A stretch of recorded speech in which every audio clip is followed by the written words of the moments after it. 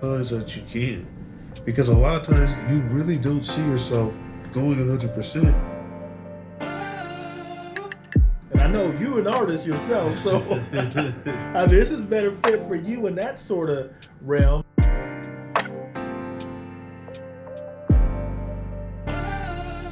You know, I really love this, but what does that actually look like?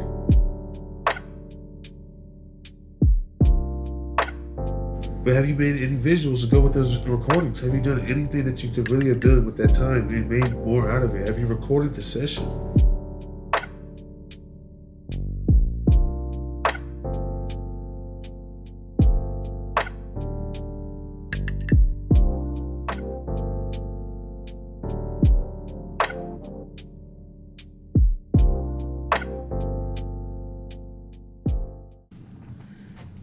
And those are basically sort of like just the things that I can just think of, offhand. Like again, how you record, your equipment, making sure that your beats are quality, making sure that your instruments, that you're using are good, Right. and especially just making sure that everything is on par with how everything else is out there. Right. Like I said, I mean, the bottom line, quality shouldn't be an issue at this point. If, I mean, if you really care, quality shouldn't be an issue if you spend some time. Now, if you're just trying to just slap out beats like, here and there just for your homeboys or whatever to listen to, yeah, you're going to be not keeping up with the quality that you need to. Right. If that all makes sense. So you really just got to put in some time, put in some effort, really study what everyone else is doing. Mm-hmm. As far as the sound, I'm not saying like copy their style or anything like that. But if you're listening to producer X or producer Y, okay, why do you like their beats? Right. Is it the drums are hitting?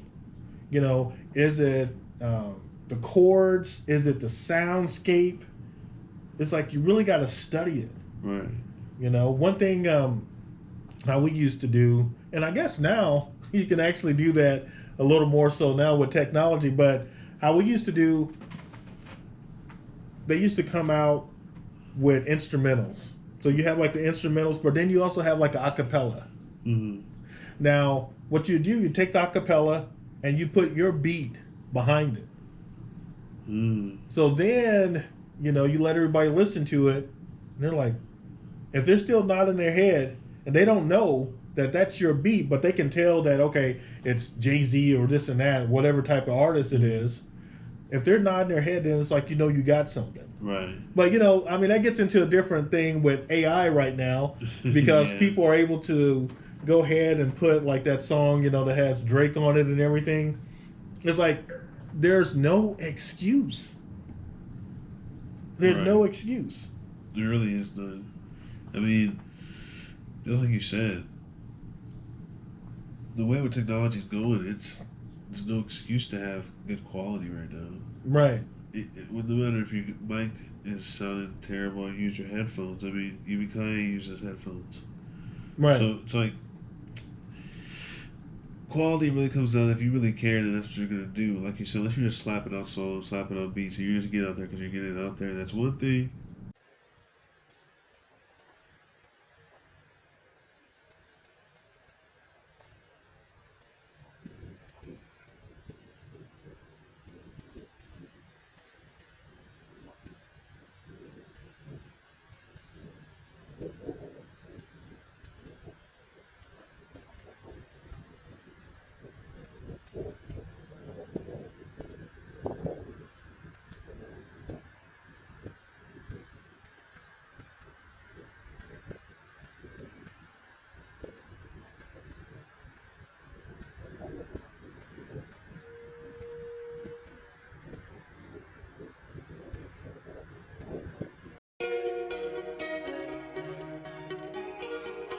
We usually say we're lost, but never say we want to be found. Disguises are a way of protecting ourselves.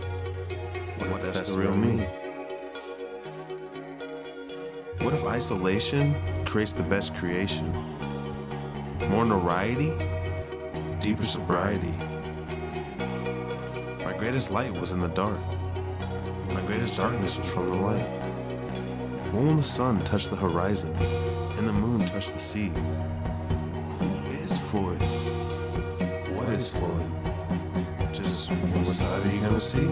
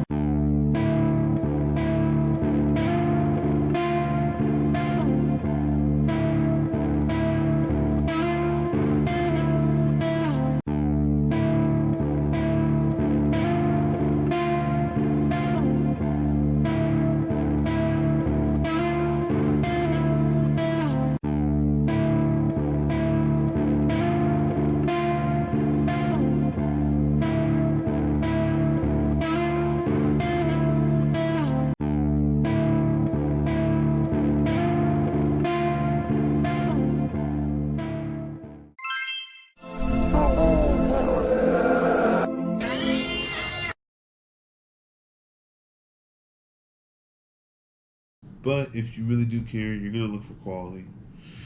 You're gonna take criticism, because that's another thing. With quality comes with criticism and feedback. Now, a lot of artists can't really understand what some music is like. It just doesn't sound good. Sometimes it's not even about your lyrics.